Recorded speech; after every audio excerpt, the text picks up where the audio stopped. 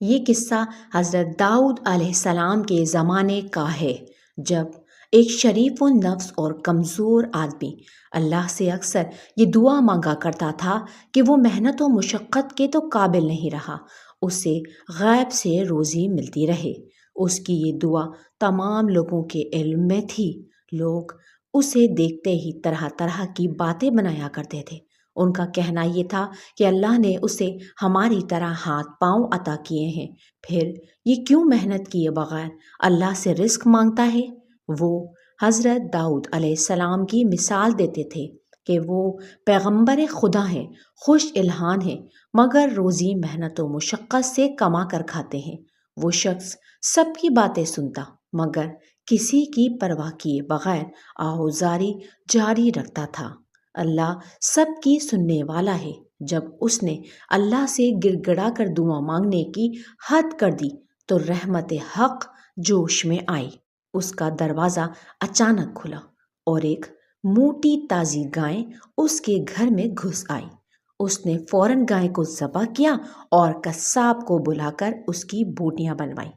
اس دوران گائے کا مالک اپنی گائے کی تلاش میں ادھر آ نکلا۔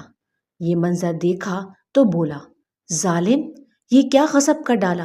یہ گائے تو میری تھی، تجھے کس نے اجازت دی کہ اسے ذبح کر کے اس کی بوٹیاں کروا ڈالے؟ وہ شخص بولا، بھائی، زیادہ چیخنے چلانے کی ضرورت نہیں، میں برسوں سے اپنے اللہ سے دعا مانگ رہا تھا کہ میرا رزق میرے گھر پہنچا۔ اب مجھ میں محنت و مشقت کی طاقت نہیں رہی۔ آج اس رحیم و کریم نے میری دعا سن لی تو میں نے اس گائے کو اللہ کی طرف سے بھیجی ہوئی سمجھ کر ذبح کر ڈالا۔ پھر گائے کے مالک نے اس شخص کو پکڑا اور حضرت داؤد علیہ السلام کی عدالت میں لے گیا۔ لوگوں نے گائے کے مالک کی باتیں سنی تو اسی کو حق پر سمجھا۔ اس شخص نے بے بسی میں آسمان کی طرف منہ اٹھا کر کہا، اے خدائے رحیم و کریم، تو یہ بات خوب جانتا ہے، میں ایک عرصے سے تیرے حضور سربسجود ہو کر ایک دعا مانگ رہا تھا۔ آج جب میری یہ مراد مجھے مل گئی تو تیرا یہ بندہ مجھے نافرمان سمجھ کر ابلیس کی طرح ملامت کر رہا ہے۔ اے میرے روزی رسا، میں نے تو ہمیشہ تیرے حضور دست سوال دراز کیا، تو میری پردہ پوشی کر اور مجھے آج اس ذلت سے بچا لے۔ مقدمہ حضرت داؤد علیہ السلام کی عدالت میں پیش ہو گیا۔ گائے کے مالک نے دعویٰ پیش کرتے ہوئے کہا، اے پیغمبر خدا، میری گائے اتفاق سے اس شخص کے گھر میں جا گھسی تھی۔ یہ شاید پہلے ہی طاق میں تھا، اس نے میری گائے ذبح کر ڈالی۔ پھر میری فریاد ہے کہ میرے ساتھ انصاف فرمایا جائے اور اس سے پوچھا جائے کہ اس نے ایسا کیوں کیا۔ جس نے گائے ذبح کی تھی اس نے جواب دعویٰ یوں پیش کیا، اے پیغمبر خدا، یہ پورا شہر مجھے جانتا ہے، میں نے آج تک نہ کسی کا مال چرایا نہ کسی کو بلا وجہ تنگ کیا۔ البتہ میں ایک دعا بڑے عرصے سے مانگ رہا تھا کہ اللہ مجھے محنت و مشقت کے بغیر رزق عطا کرے۔ میں محنت کے قابل نہیں رہا، یہ گائے یوں خود سے میرے گھر میں گھسی تو میں سمجھا اسے اللہ نے بھیجا ہے۔ پھر یہ شخص شور مچاتا ہوا آ گیا کہ گائے اس کی ہے۔ حضرت داؤد علیہ السلام نے فرمایا، بندہ خدا، کوئی ٹھوس اور معقول دلیل پیش کر جس کی وجہ سے تو نے یہ گائے ذبح کی ہے۔ وہ غریب انسان آپ دیدہ ہو گیا۔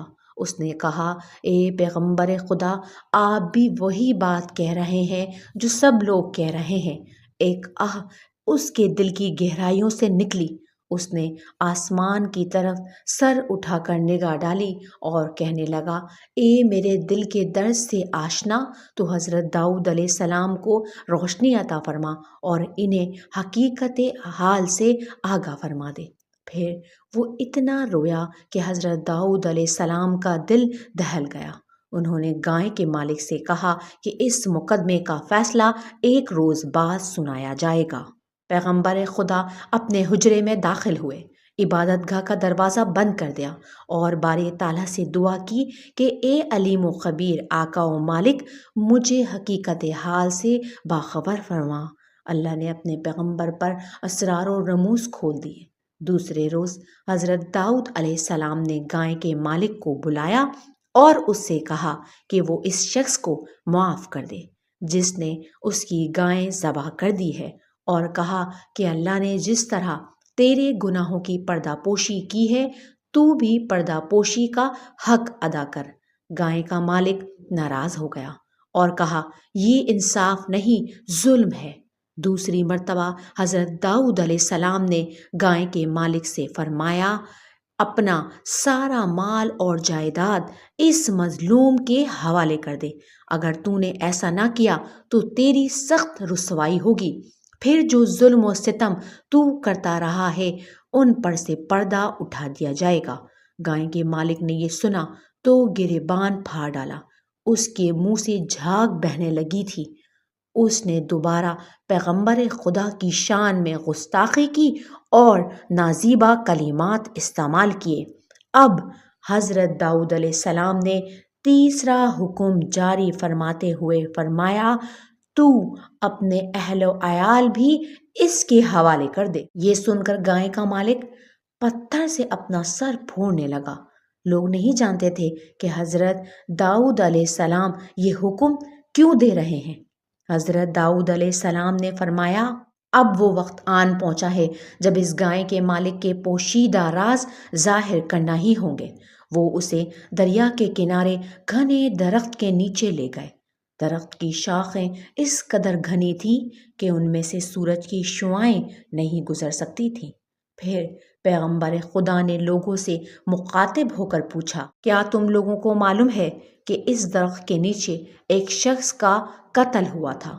تم نہیں جانتے ہوگے، مگر وہ ضرور اس سے واقف ہے جس نے یہ زمین و آسمان پیدا فرمائے۔